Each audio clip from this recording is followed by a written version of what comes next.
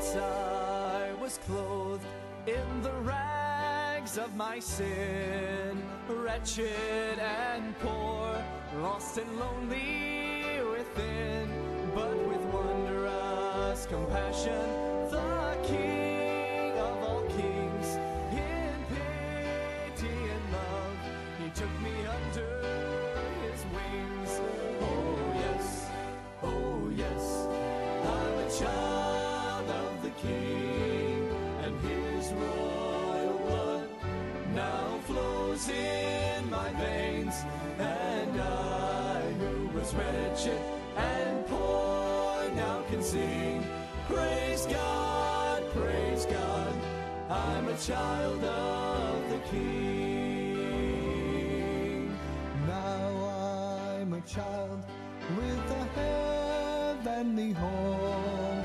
My Holy Father has made me his own, so I'm cleansed by his blood, and I'm clothed in his love, and someday I'll sing with the angels above. Oh yes, I'm a child of the King, and his royal blood now flows in my veins, and I, who was wretched and poor, now can sing, praise God, I'm a child of the King, and I, who was wretched and poor, now can sing, praise God, I'm a child of the King.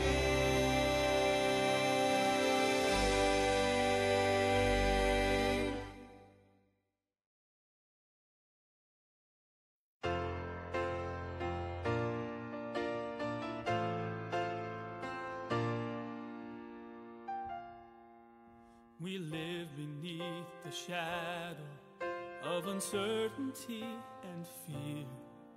Sometimes our hearts are shaken by the evil that draws near. If ever it was time to rise and take our faith in hand, it is surely now, and I for one will take a stand. I am committed to the cause of Christ. I surrender all, lay down my life. To the corners of the earth, the message will be heard. I'll be a living sacrifice. I am committed to the cause of Christ.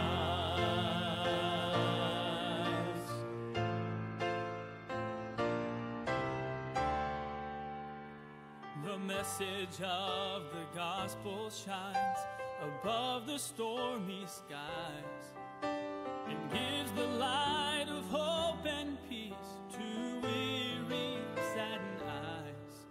And since I am a sinner who's been saved by grace's touch, I will go the extra mile to share the Savior's love. I am committed to the cause of Christ. I surrender all, lay down my life. To the corners of the earth, the message will be heard. I'll be a living sacrifice. I am committed to the cause of Christ. Will you be strong and brave, and let the flag of mercy wave? You cannot rest or run until the church is overcome. So will you take up your cross? Will you truly count the cost To live is Christ, to die is gain. So will you stand and boldly say,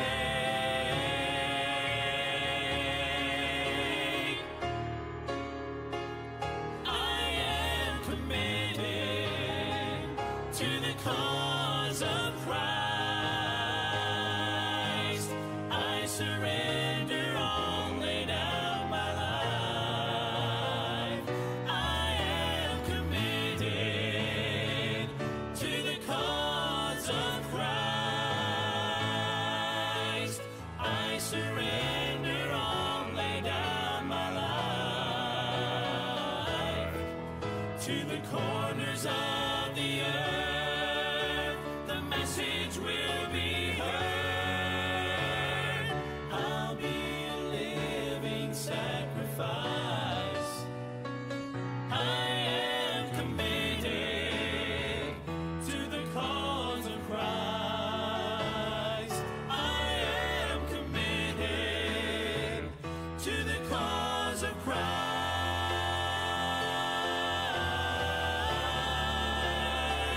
To the cause of Christ.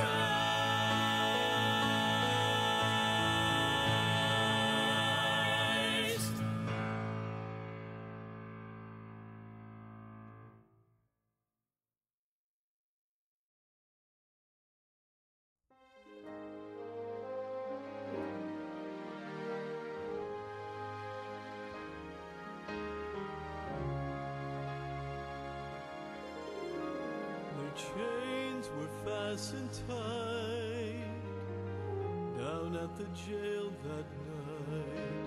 Still Paul and Silas would not be dismayed. They said it's time to lift our voice, sing praises to the Lord. Let's prove that we still trust Him, come what may. God wants to hear you sing when the waves are crashing round you, when the fiery darts surround you, when despair is all you see. God wants to hear your voice when the wisest man is spoken and says your circumstances as hopeless as can be.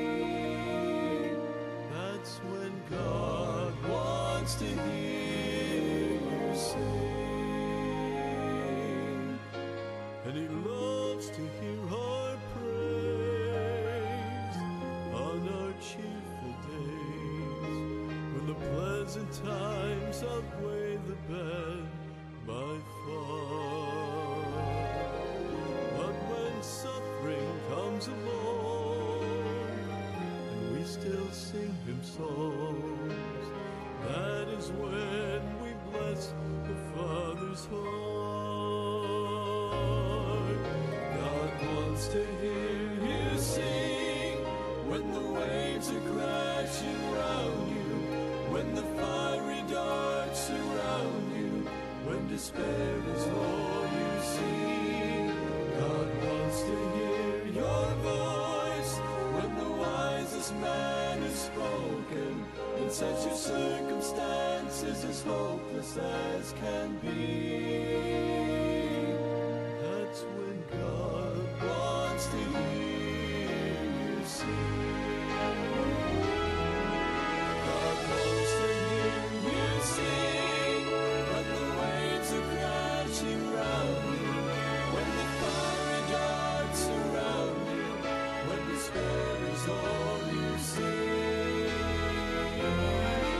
God wants to hear your voice when the wisest man has spoken and says your circumstances as hopeless as can be. That's when God wants to hear you sing. God wants to hear you sing. God wants to hear you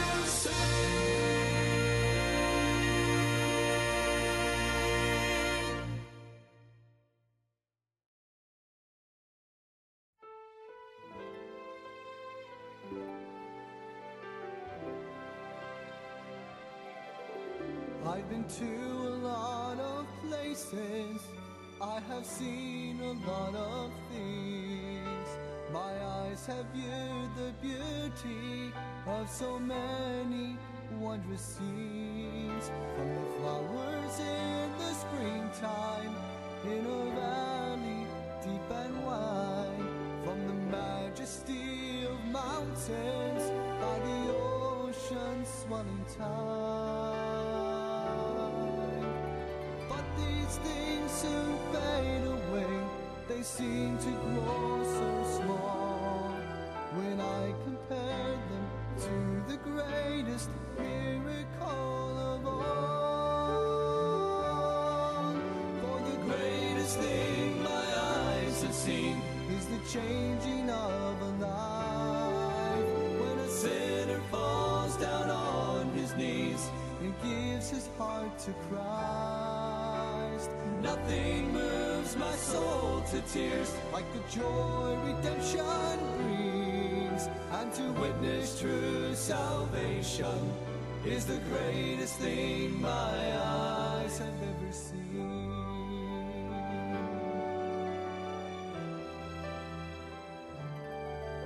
I have seen the dying, hopeless soul find joy and peace and love. I have seen them pass from death to life by the power of Jesus' blood.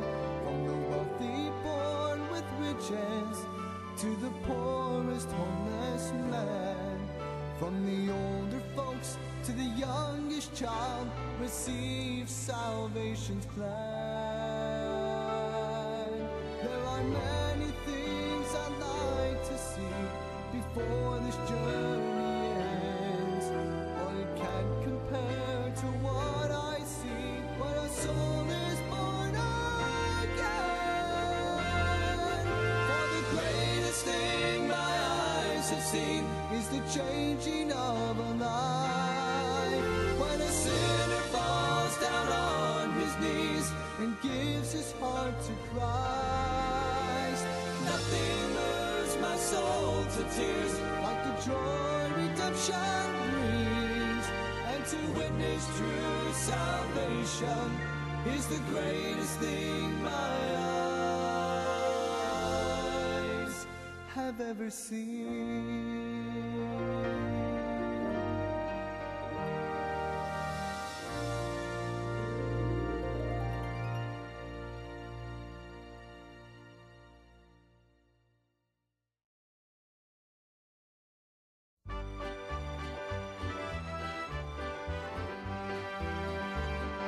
Master, carest thou not that we perish? Can't you see that we're about to die? This boat we're on is surely going under. Save us now, his disciples cried. So Jesus rose to stand against the tempest, knowing his disciples had no faith. Just to prove that he was still the master, he spoke and the wind and seas obeyed. But he's still been God, even if he never calmed a storm on the raging sea. He's still been God, even if he never caused a blinded eye to see. He's still been God, even if he never brought a crippled man to his feet. It's not about what he did, it's all about who he was. Cause even if he never come and done a single miracle, Jesus would have still been God. Mary was his loving earthly mother. She understood the purpose of her son. Ever since the angel come and told her, this child is the blessed Son of God. So when she'd see the people gathered round him, watching for a miracle to prove that he would be their one and great Messiah, she just smiled, cause she already knew that he's still been God, even if he never calmed a storm on the raging sea. He's still been God, even if he never caused a blinded eye to see. He's still been God, even even if he never brought a crippled man to his feet. It's not about what he did, it's all about who he was. Cause even if he never come and done a single miracle, then Jesus would have still been God. He's still been God. He's still been God. Cause even if he never come and done a single miracle, then Jesus would have still been God. He's still been God, even if he never calmed a storm on the raging sea. He's still been God, even if he never caused a blinded eye to see. He's still been God, even if he never brought a crippled man to his feet. It's not about what he did, it's all about who he was. Cause even if he never come and done a single miracle, then Jesus would have still been God. Even if he never come and done a single miracle, then Jesus would have still been God.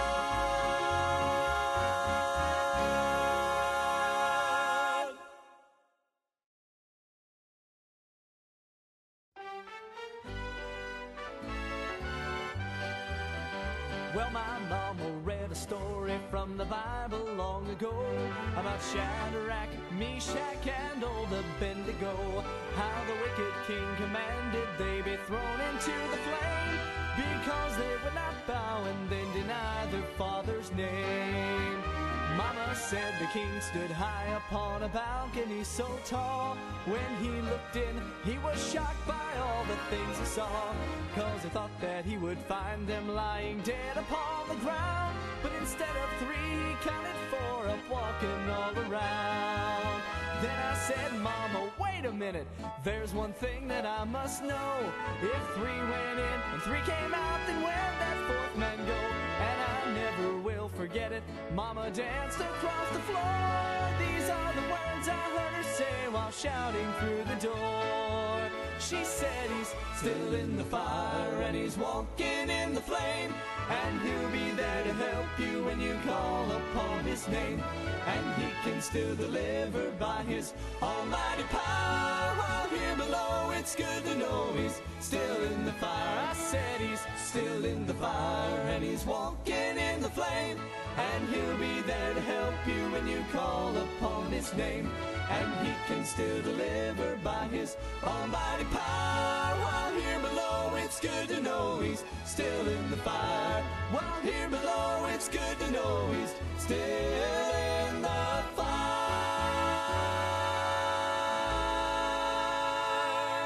Well, now, my friend, you may be destined to face life's hottest flame, but I'm glad that I can tell you through the power of his name, not one flame of fire will touch you. You'll come through it and you'll tell, yesterday, today, forever, God is still.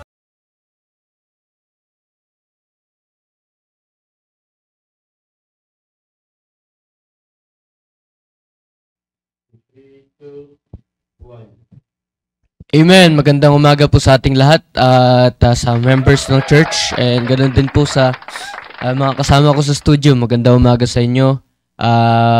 Magandang umaga po, and I hope na tayo ay maayos ang ating gising, nakapagpahinga po tayo na maayos. At nais ko lang batiin yung ating mga nasa FB Live. As you can see po, meron po akong 2 kasama dito. Ito po ay naatasan ng ating ni Sir Meshach. Yan, inatasan niya tong 2 to. Yan, si Brother John Carl. Yan, aka Nonoy, si Belte. Yan, no, kasama po natin sila ngayon. And dyan po sa FB Live, kasama po natin sila.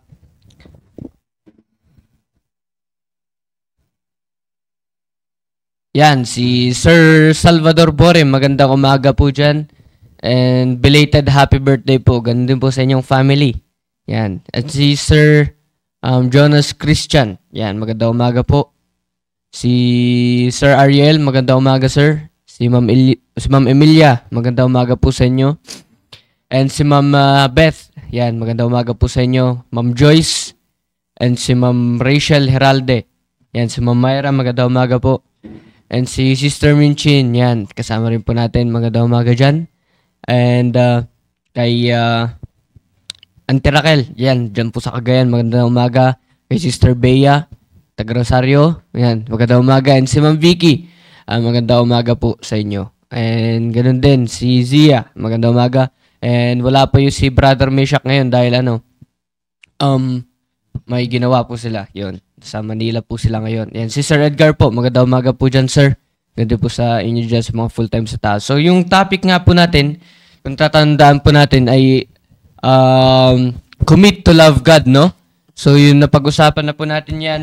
At pinag-usapan natin na kung bakit ba kinakailangan nating mag-commit na mahalin ng Panginoon. So, yun pa rin po yung ating topic ngayon. Dahil alam niyo po ba, there are plenty of reasons why we need to commit to love God, no? Marami pong rason. Marami pong rason kung bakit kinakailangan nating mag-commit na mahalin natin ang Panginoon, no? Dahil nga po tayo, tandaan natin, ay Kristiyano po tayo eh. So, meron po tayong salita ng Diyos which tell us na marami po tayong rason na makikita natin dito sa Bible kung bakit kinakailangan natin mahalin ang Panginoon, di ba? Kasi alam niyo po ba, kasi kapag sinabi natin commit, it is to pledge, di ba?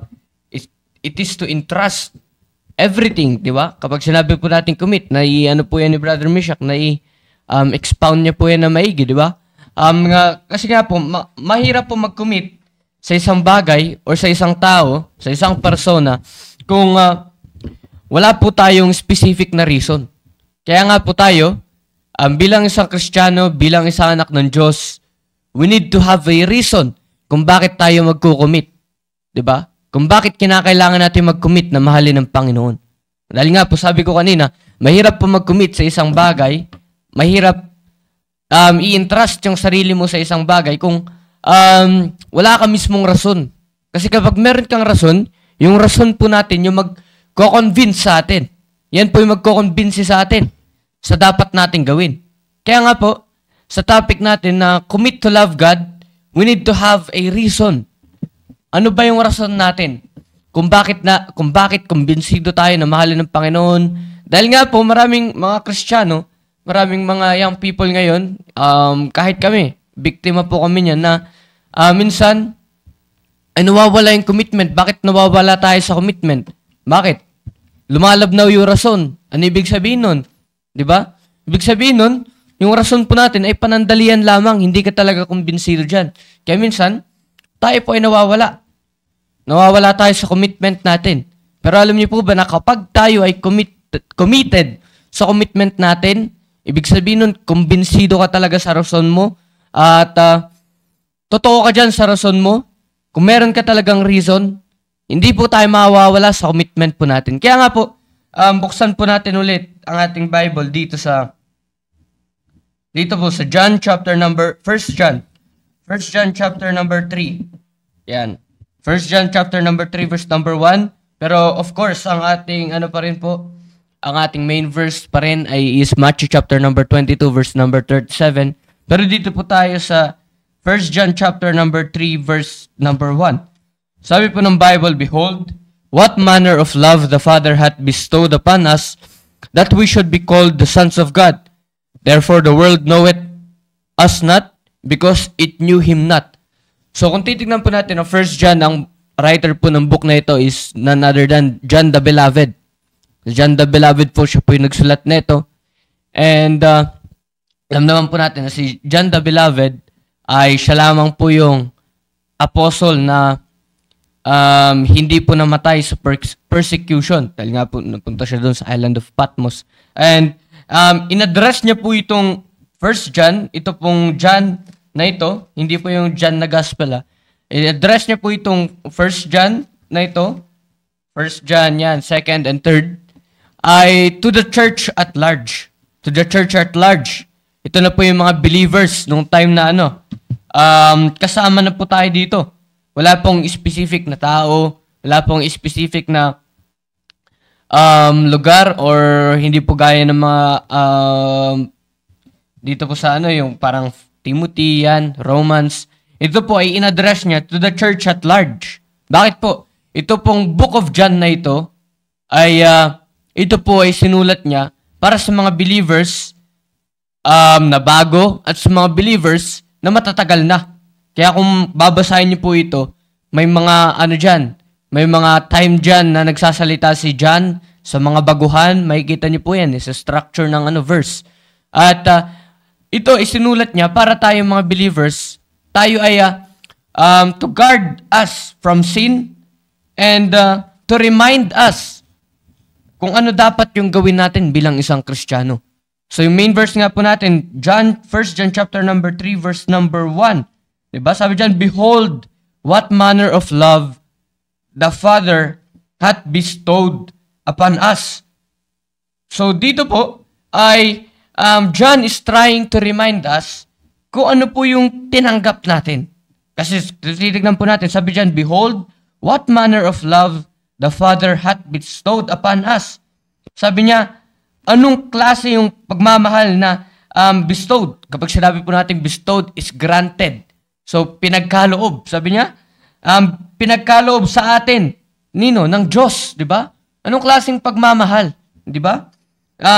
John is trying to remind us that we have something the world doesn't have. Di ba? Meron po tayong bagay na wala ang mundo. Ano po yun? Kapag sinabi po nating love of the yung love na binigay sa atin ng Father, ng Diyos, ito po ay yung ating salvation. Di ba? Yung ating salvation. Yung ating salvation, binigay po ito ng Diyos sa atin. Kailan po? Before the world began, planado po ito ng Diyos sa atin. Di ba? Ito po ay pinagkaloob niyo sa atin. Granted us. Kapag sinabi po natin granted, ibig sabihin yan, hindi lahat ng tao meron yan. Di ba?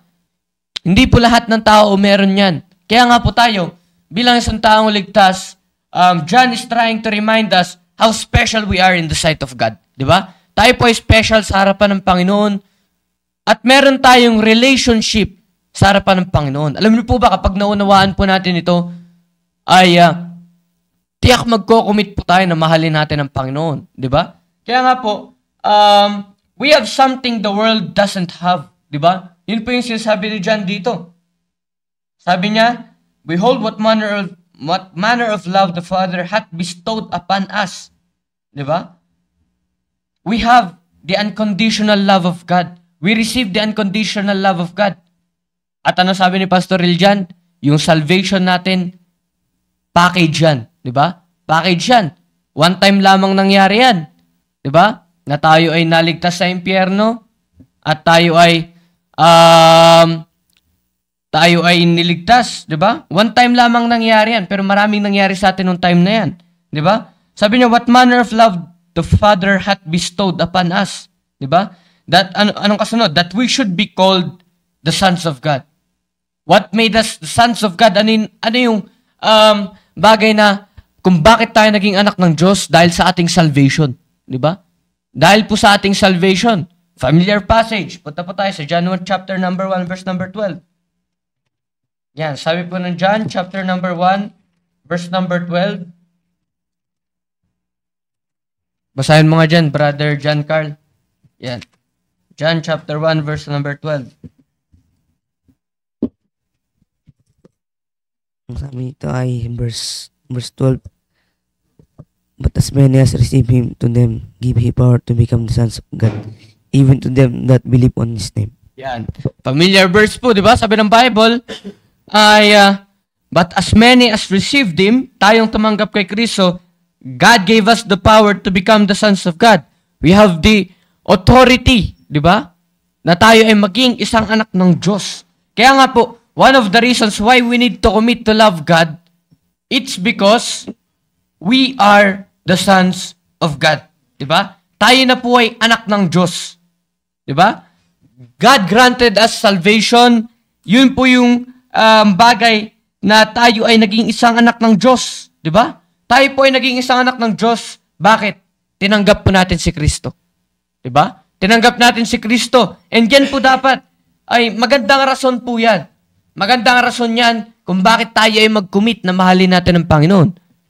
Di ba? Kaya nga po, we are now different from the rest of the world. Di ba? Tayo po ay iba na sa mundo. Tandaan po natin na tayo ay iba sa mundo. Kapag tinanggap po natin si Kristo, iba na tayo sa mundo. Bakit po? tayo ay hiniwalay ng Panginoon. God set us apart. Diba? Hiniwalay po tayo ng Panginoon na tayo po ay isang anak ng Diyos. Hiniwalay niya tayo sa mundo. Bakit po? Bakit niya tayo hiniwalay? For us to live the life God hath given us. Diba? At dapat mahalin po natin yung buhay na yun. Mahalin po natin ang Diyos. Diba? Kaya nga po, tayo na ngayon ay iba sa mundo. Iba na po tayo sa mga tao sa mundo. God set us apart. Diba? At yung pagmamahal ng Diyos, yan po yung nagligtas sa atin. Diba? Tandaan po natin na yung pagmamahal ng Diyos, yan po yung nagligtas sa atin. Yan po yung bagay kung bakit tayo ay naging isang anak ng Diyos. Sabi ng 1 John 4:19, sabi diyan, we love Him because He first loved us. Diba? Mamahalin natin ang Panginoon. Diba? Mahal natin ang Panginoon, sabi ni John. Bakit? Siya yung unang nagmahal sa atin. Kaya nga po, we need to understand, we need to be reminded na tayo ay isang anak ng Diyos. Ibig sabihin nun, may ginawa po ang Panginoon sa buhay natin. Kaya nga po, that is one of the reasons why we need to commit to love God. Diba? That is one of the reasons kung bakit kinakailangan nating mag-pledge, kung bakit natin kinakailangan i-entrust yung buhay natin sa Panginoon. Bakit po? Tayo na ngayon ay isang anak ng Diyos. Diba? Tayo na po ngayon ay isang anak ng Diyos. We are now the sons of God. Kaya nga po, bilang isang anak ng Diyos, we need to have a decision to make. Diba? We need to have a decision to make. Sabi dyan, 1 John chapter number 3, verse number 1, sabi dyan, therefore, the world knoweth us not, because it knew Him not. Pinakita dyan ni John na tayo ay iba sa mundo. Diba? We don't have the understanding na gaya ng mundo.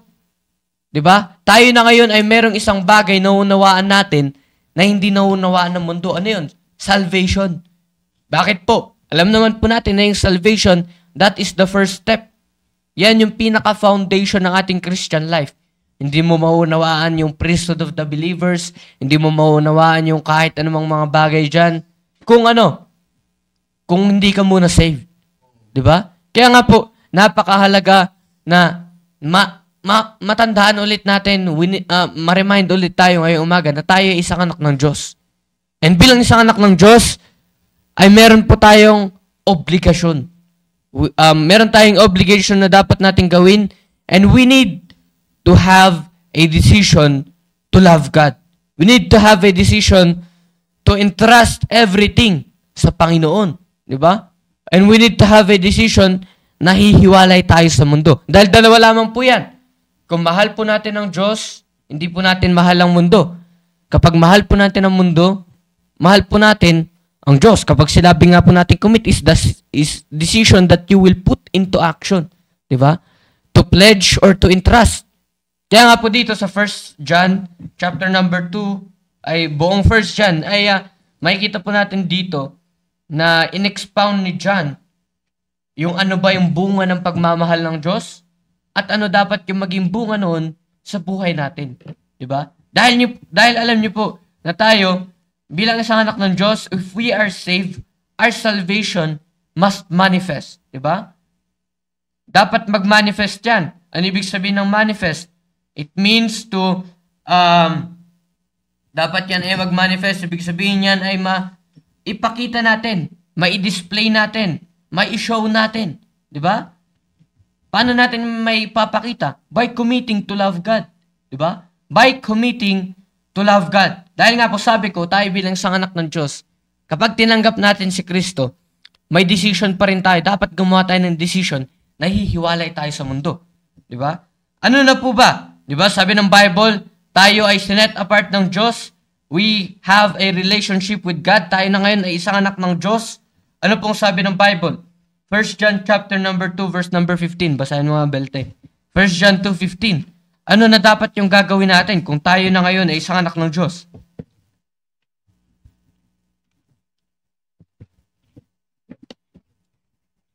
First John chapter 2 verse 15. Sabi po dito, love not the world, neither the things that are in the world. to verse 16. If any man love the world, the love of the Father is not in him. For all that is in the world was the lust of the flesh, and the lust of the eyes, and the pride of life is not of the Father, but is of the world. Yan. Di ba sabi ng Bible, tayo bilang sa anak ng Diyos, ano yung kinukuman sa atin ng Diyos? Sabi ng Bible, love not the world. Di ba? Love not the world. Kapag sinabi natin, kasi alam niyo po ba, yung pagmamahal, sinabi na po namin yan last, hindi mo maihiwalay dyan yung commitment.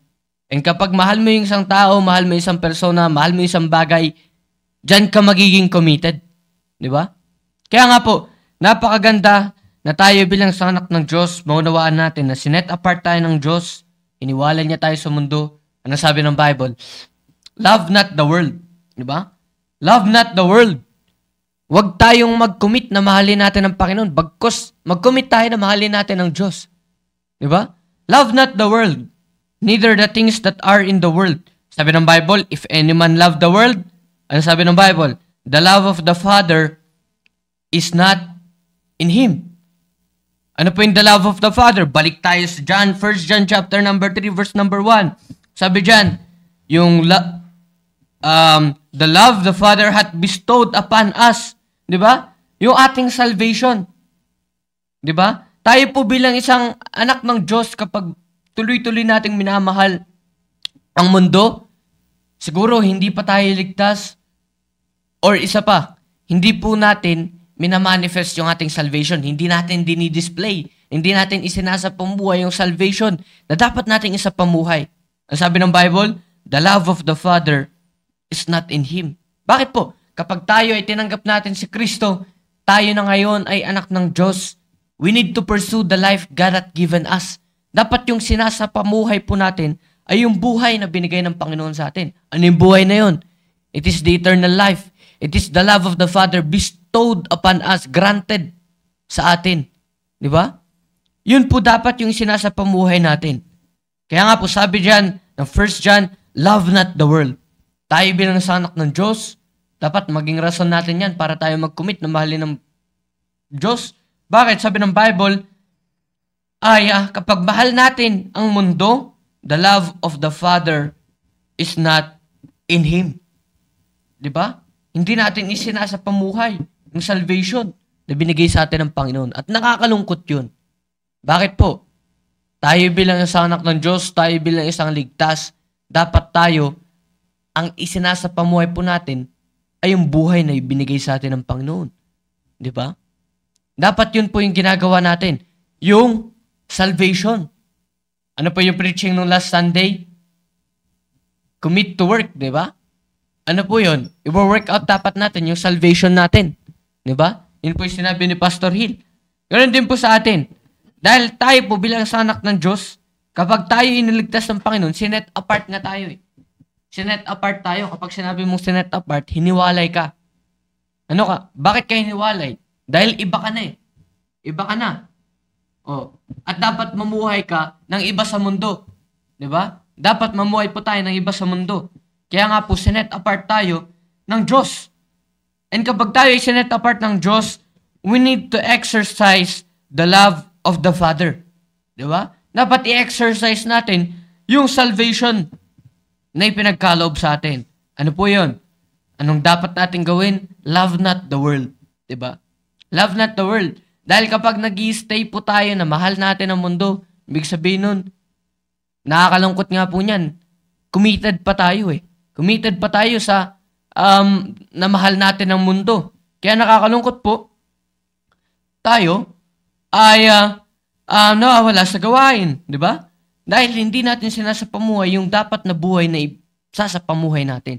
Kaya nga po sabi ni John, love not the world, di ba? Neither the things that are in the world. Kahit yung mga bagay na nasa mundo. Ano po yun? For all that is in the world, the lust of the flesh, the lust of the eyes, and the pride of life is not of the Father, but is of the world. Diba? Wag po dapat nating mahalin yan. Wag po dapat nating mahalin yan. Bakit? Tayo na po ngayon na isang anak ng Diyos. Nakakalungkot na ang isang anak ng Diyos ay tayo ay nagko-commit na mahalin natin ang mundo, tayo ay gumagawa ng decision na yan yung gagawin natin, or we are entrusting our life sa mundo. Dahil kapag sinabi mong committed ka sa mundo, ini-entrust mo yung buhay mo dyan. Diba? Nakakalungkot yan. Pinagkakatiwala natin yung buhay natin sa isang bagay na temporary lamang. Diba? Na tayo bilang sa anak ng Diyos, tayo na ngayon ay eternal. We are eternal being. Diba? At tapos yung buhay natin, ipapagkatiwala natin sa isang bagay na temporary lamang. The lust of the flesh, the lust of the eyes. Diba? Kinokoman tayo ng Bible na dapat mahalin natin ang Diyos. Diba? Dapat tayo bilang sa anak ng Diyos ay dapat masunod yung buhay na ibinigay sa atin ng Diyos. Diba? Dapat kung ano yung binigay sa atin, yan yung ina-exercise natin na buhay. Sabi ng Bible, sa main verse natin, Matthew 22 verse number 37, Thou shalt love the Lord thy God with all thy heart, and with all thy soul, and with all thy mind. Diba? Sabi ng Bible, dapat walang matitira para sa mundo. Dapat lahat yan ay para sa Panginoon.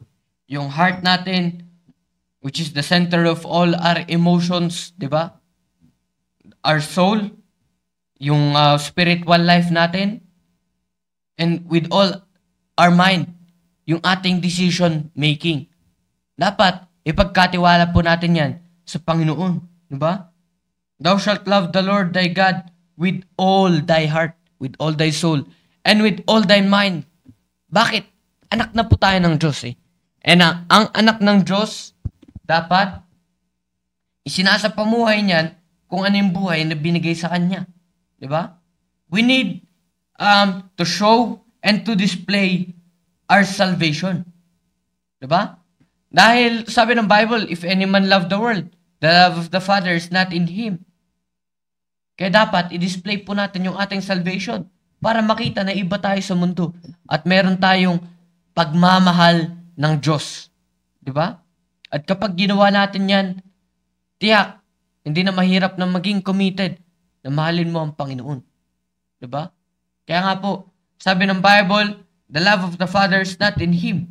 Diba? Ano ba yung reason kung bakit sinasabi ng Bible, huwag nating mahalin ang mundo? Ano ba yung rason kung bakit sinasabi ng Bible, huwag yan yung mahalin mo? Meron tayong buhay na binigay sa atin ng Panginoon, eternal life na dapat yung isa sa pamuhay natin. And sabi ng Bible, wag natin mahalin ang mundo. Bakit kaya? Diba? Sabi ng Bible, tuloy natin, verse number 17, sabi ng Bible, And the world passeth away, and the lust thereof, but he that doeth the will of God abideth forever. Kapag sinabi nating abide, it means to stay, to stand. Diba? To stay and to stand. Sabi ng Bible, the world passeth away. Sabi ko nga po kanina, ang mundo, temporary lamang. And ikaw, na eternal being, di ba? Dahil sa langit po tayo papatungo, di ba? Tayo ay isinasapamuhay natin yung buhay na temporary lamang. Nagko-commit ka sa mundo. Ibig sabihin nun, pinagkakatiwala mo yung buhay mo sa isang bagay na temporaryo lamang. Tapos tayo ay eternal. Di ba? Kung tayo ay eternal, dapat isapamuhay natin yung ating eternal life. Hindi dapat yung mundo. Di ba? The world passeth away. Don't entrust your life to the world. Diba? Huwag po natin ipagkatiwala yung buhay natin sa mundo. Huwag tayong mag-commit na mamahalin natin yung mundo. Kung committed man tayo dyan, alisin po natin ang ating sarili dyan. Dahil hindi po yan yung dapat, hindi po dapat tayo nandyan. Diba? Yan po yung hindi po yan yung binigay sa atin ng Diyos na buhay na dapat nating isa pamuhay. Dapat tayo po ay hiwalay sa mundo. Yun po dapat tayo. Dapat po tayo ay hiwalay sa mundo. Hindi po dapat tayo mamumuhay na gaya ng mundo. We need to show the world that we are different by committing to love God. Ipakita natin sa mundo na tayo ay iba. By what? By committing to love God. We need to show the world that we are different by committing to love God. By what? By walking the way the Father wants us to be, and by loving God. And by loving God, 'Di ba? Dapat po ay tayo ay kapag sinabi nga nating walk sa Bible, ay minsan tumutukoy yan sa way of life natin. 'Di ba? We need to walk the way the Father wants us to be. 'Di ba? Siya ay nagbigay sa atin ng salvation.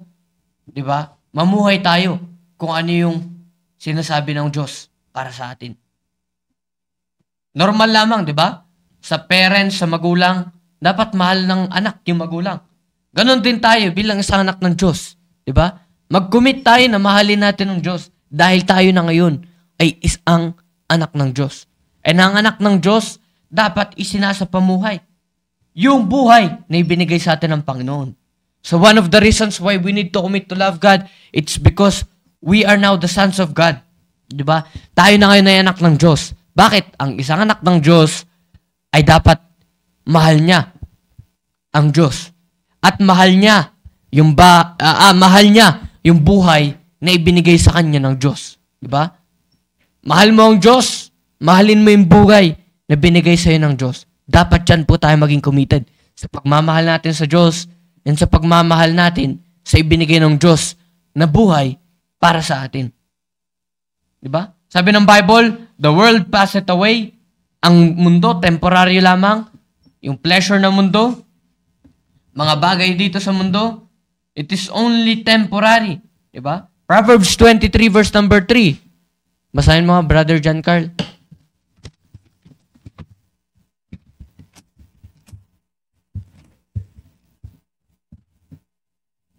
Verse number 5. Yan.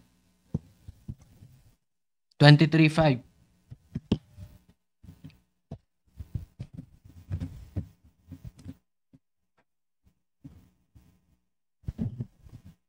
Verse 5, wilt thou set thine eyes upon that which is not, for riches certainly make themselves wings. They fly away as an eagle toward heaven. Diba? Temporary lamang mga bagay dito sa mundo, sabi ng Bible. For riches certainly make themselves wings. They fly away as an eagle toward the heaven. Mamamatay ka man mayaman, pero mawawala pa rin yung kayamanan mo. Diba? Marami, nakakalungkot po niyan, ay marami tayong naiimpok na kayamanan dito sa mundo. Pero, paano na po yung reward natin sa langit?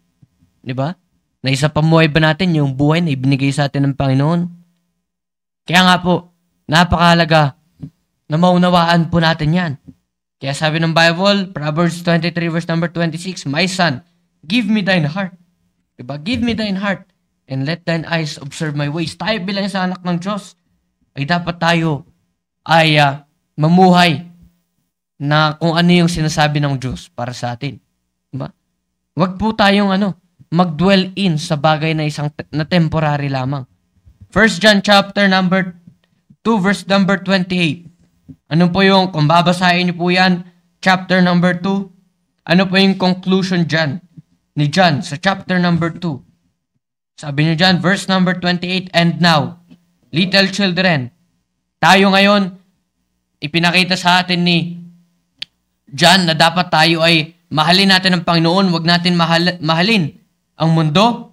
Bakit? Tayo na ngayon na isang anak ng Diyos. Sabi niya, and now, little children, abide in Him. Diba? Abide in Him. Huwag tayong mag-abide sa mundo. Huwag natin mahalin yung mundo. Kundi sabi ng Bible, abide in Him. We need to stay. We need to stand for God. Diba? Kapag sinabi natin ng abide, it means to stay and to stand.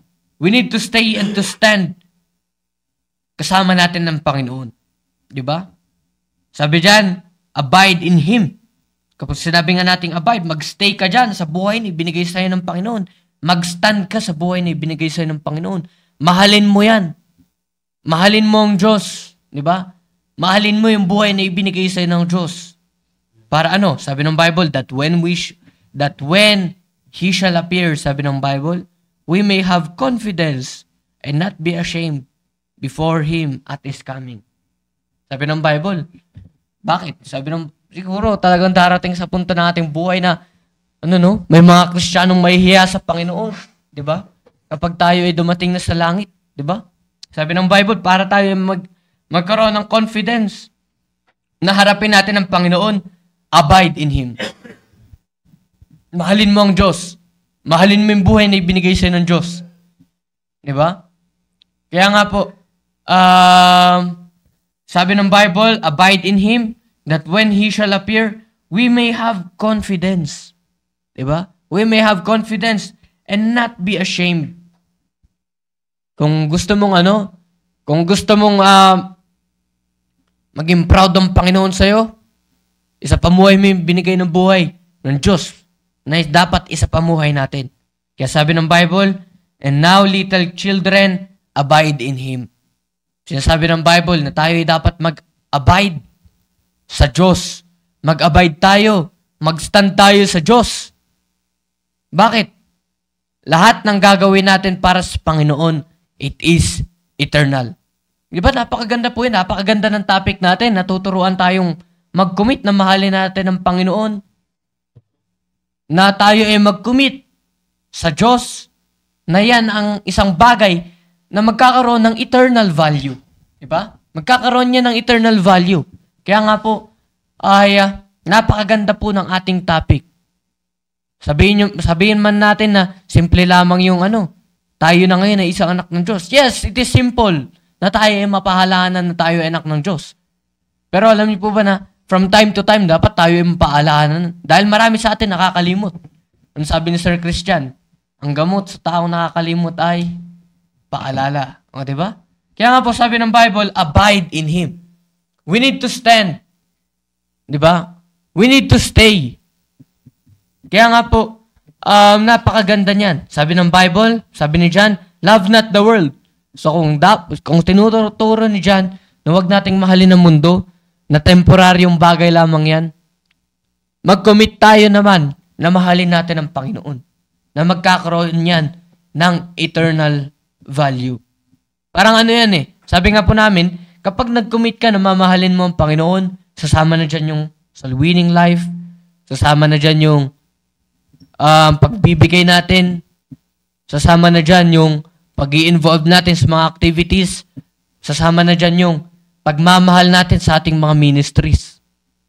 Kaya nga po, sabi ni John, love not the world, but rather we need to abide in Him.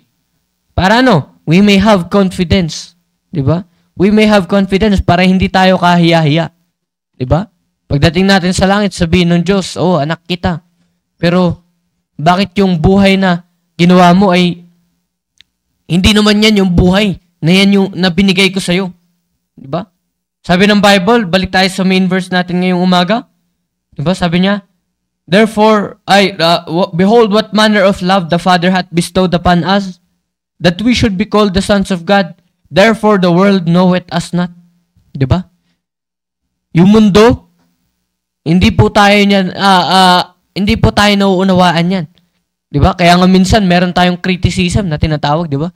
Nakikriticize tayo sa ginagawa natin. Bakit? Hindi naunawaan ng mundo eh. Hindi po nila naunawaan yan. Because it knew Him not. Diba? Hindi nila kilala ang Diyos. Kaya hindi nila mauunawaan yung bagay na ginagawa natin.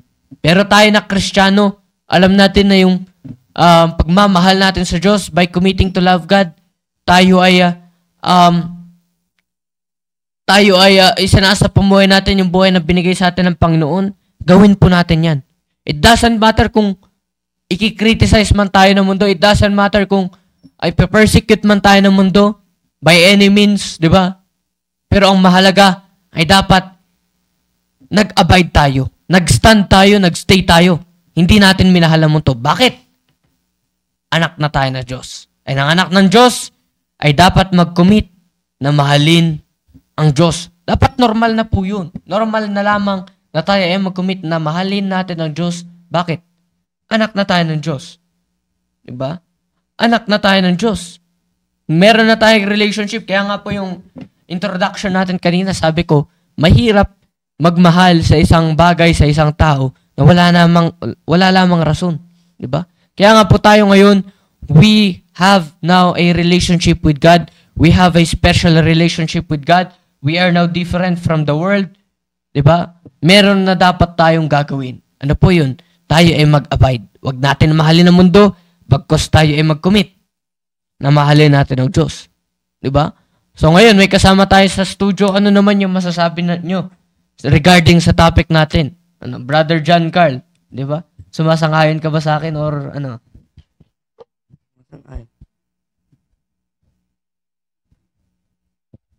Ano naman yung gusto mong ma-share? Ano naman yung, paano naman natin may papakita na tayo ay nag-a-abide? Diba? Tayo ay nag-a-abide. Kasi kapag sinabi natin nag-a-abide, ibig sabihin yan, to stand. Sa to stand na yan, ibig sabihin yan, committed ka sa Diyos. Committed ka.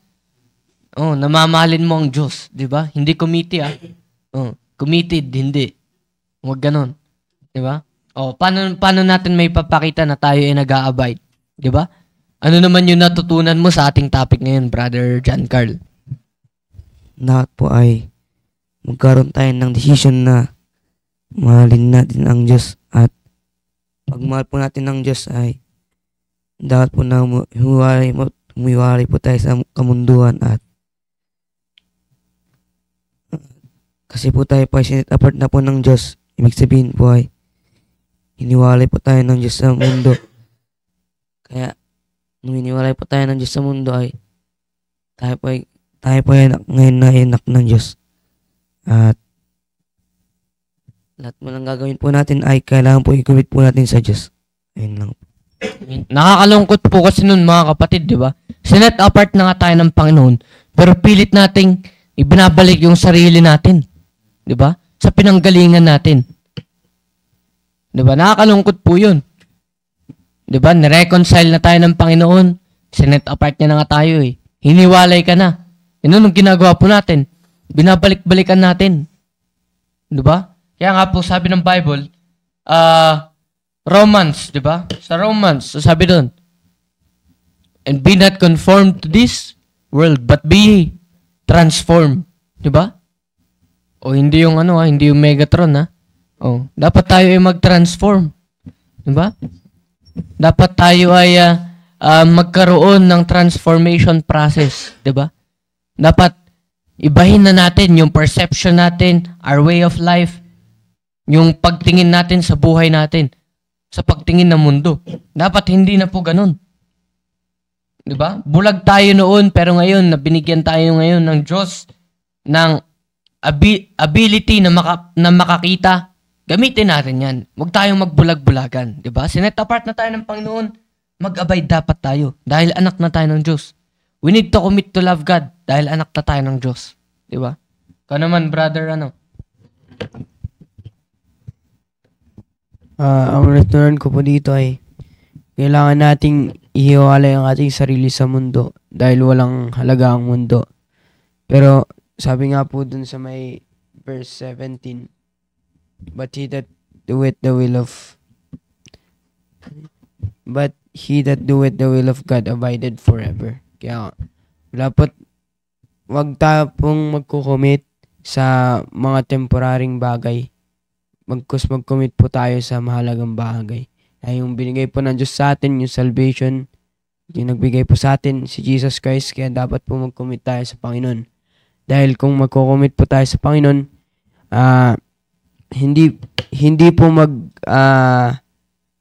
hindi po lilipas yun kung mag-commit po tayo sa Panginoon. At kung binigyan na po tayo ng walang hanggan na kaligtasan ng Panginoon, bakit kailangan po natin mahalin ang mundo? Wala naman pong halaga ito. Kaya kailangan po natin mag-abide po tayo sa Panginoon. Kung mag-abide po tayo o magko-commit po tayo sa Panginoon, hindi na po tayo mapapamahal sa mundo. At kung kilala nyo po yung kinokomitan nyo o mahal nyo po, madali na lang po tayong magtiwala o mag-commit sa kinokomitan po natin. Yes, sabi ko kanina, kapag naunawaan natin yung relationship natin sa Diyos, diba? Kapag naunawaan natin yung relationship natin sa Diyos, hindi na mahirap mahalin ng Diyos. Diba? Kung tayo ngayon ay meron ng relationship sa Panginoon, diba? Sabi nga ng Bible, love not the world. If any man love the world, the love of the Father is not in him. Dalawa lamang yan. Hindi mo isinasa pamuhay or hindi ka talaga ligtas. Diba? Kaya nga po, napakahalaga nun. Pero sabi ng Bible, he that doeth the will of God, eternal. May eternal value. Diba? Napakaganda po nun. Napakaganon. Kaya nga yung katanungan natin ngayong umaga, di ba? Mag-i-stay ba tayo sa mundo or magko-commit na tayo? Kasi kapag sinabi nating abide, it means to stay or to stand, di ba? Ibig sabihin yan, committed ka. Committed ka na mamahalin mo ang Diyos. Di ba? Kaya nga po, napakahalaga nun. Napakahalaga po. Na dapat natin ay na dapat nating mahalin ng Panginoon. Huwag nating mahalin ang mundo. Di ba? Tama nga yun eh. Bakit po tayo magko-commit sa isang bagay na hindi naman tatagal? Di ba?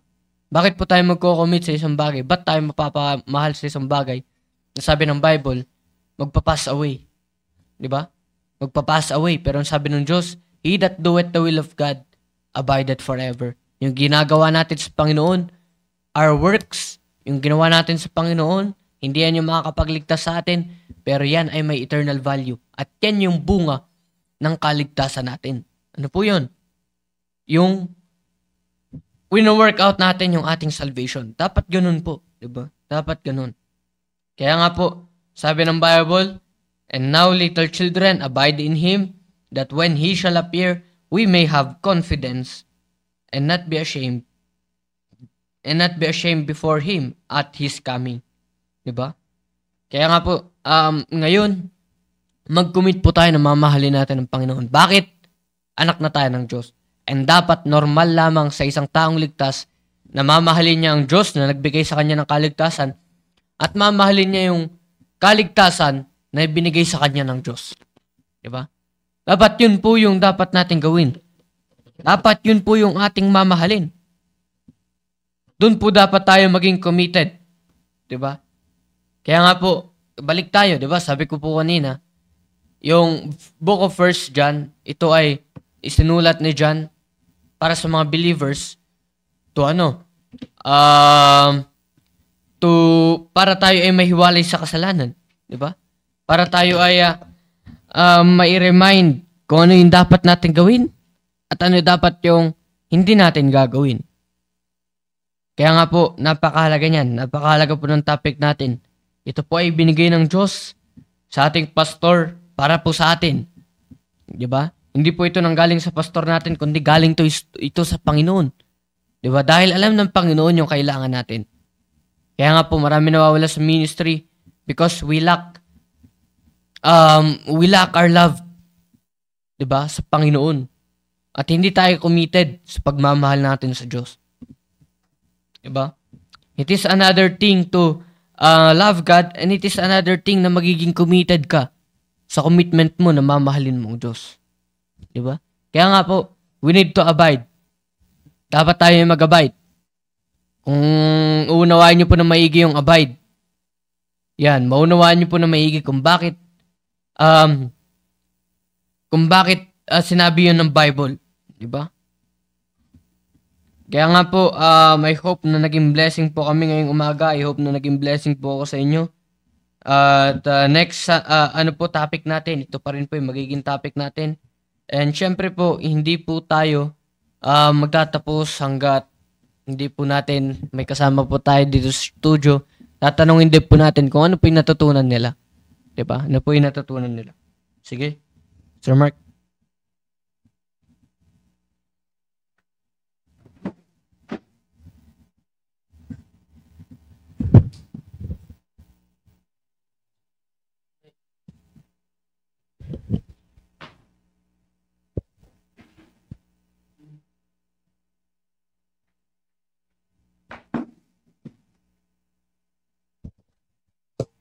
Ang natutunan ko po ay mahirap po mag-commit kapag wala po tayong rason. Kaya tayo po bilang Kristiyano, dapat magkaroon po tayo ng rason kung bakit po tayo mag-commit at wag tayong mag-commit na mahalin ang kamundan, kundi mag-commit tayo na mahalin ang Diyos. At ang anak ng Diyos dapat mahal niya ang Diyos at mahal niya yung buhay na binigay ng Diyos sa kanya. Yun po. Good morning po. Yung tutunan ko po ay dapat tayo bilang anak ng Diyos. Dapat pinopursue po natin yung buhay na binigay ng Diyos sa atin. At dapat hindi po tayo mag-dwell in sa mga bagay na mga temporary dahil di naman po magtatagal. At kung magdudwell in po tayo, dapat sa bigay na lang po ng Panginoon na buhay na wala hanggan sa atin, at sa Panginoon po tayo mag-dwell in. At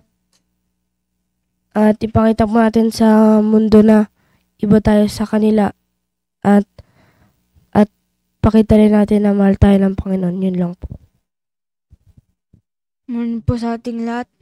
Ang natutunan ko po ay bilang isang anak ng Diyos, dapat meron po tayong rason dahil yan po ang nagko-convince sa atin, at meron tayong bagay na walang mundo, at kapag isang anak na tayo ng Panginoon, tayo ay iba na sa mundo, at we commit to love God because we are now the son of God, at we need to have a decision to love God, at tayo na isang anak ng Diyos, dapat masunod na ang binigay na buhay ng Panginoon para sa atin, at dahil sinet apart na tayo ng Panginoon, dapat mag-abide na po tayo sa Kanya.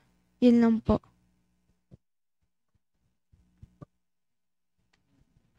Yan, happy birthday din pala sa Redgar. Birthday din pala ni sa Redgar, no?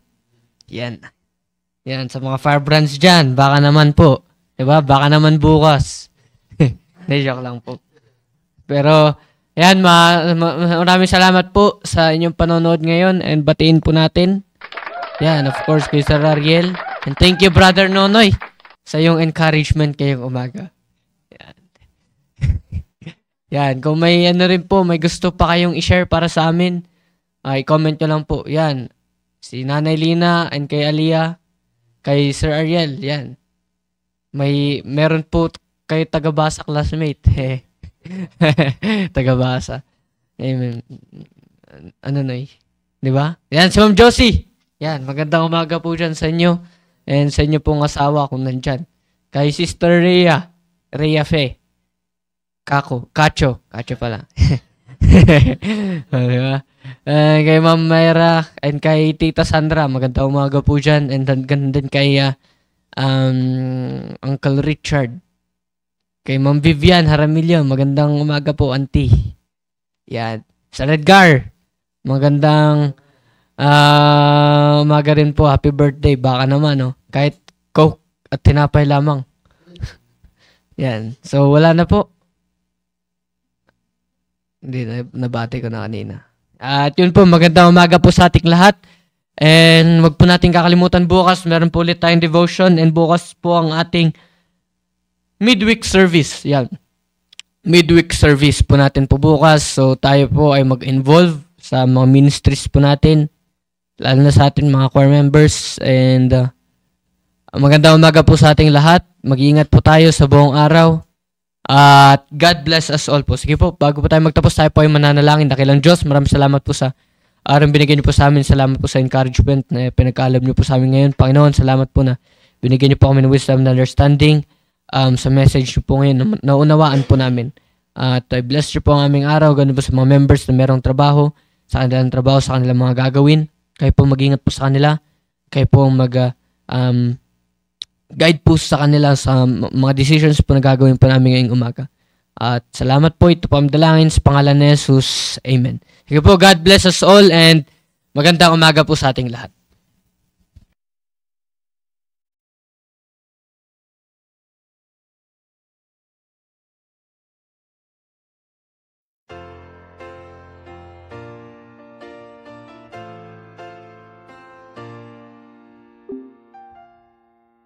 We live beneath the shadow of uncertainty and fear.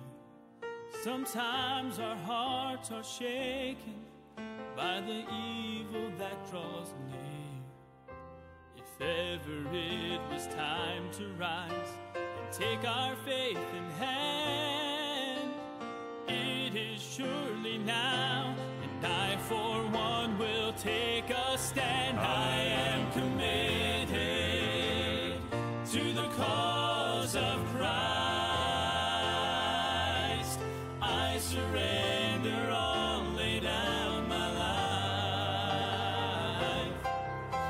the corners of the earth, the message will be heard. I'll be a living sacrifice. I am committed to the cause of Christ.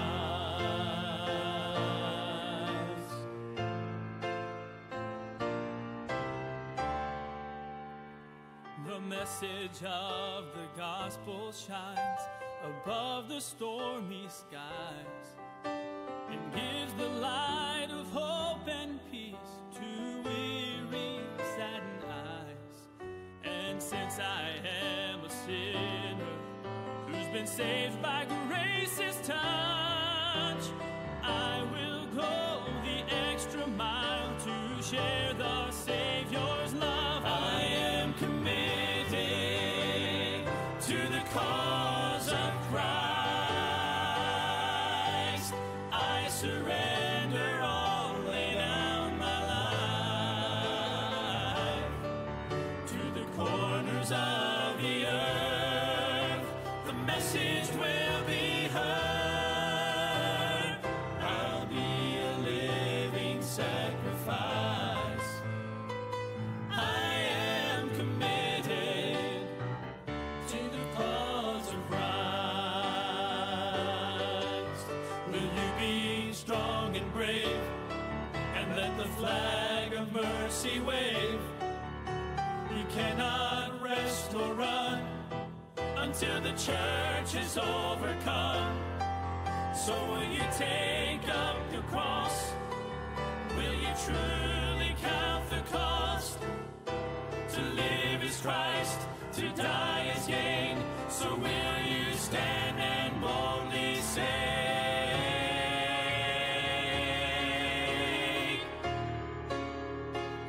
I am committed to the cause of Christ.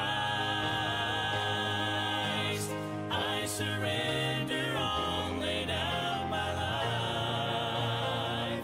I am committed to the cause of Christ. I surrender all, lay down my life to the corners of the earth. The message will be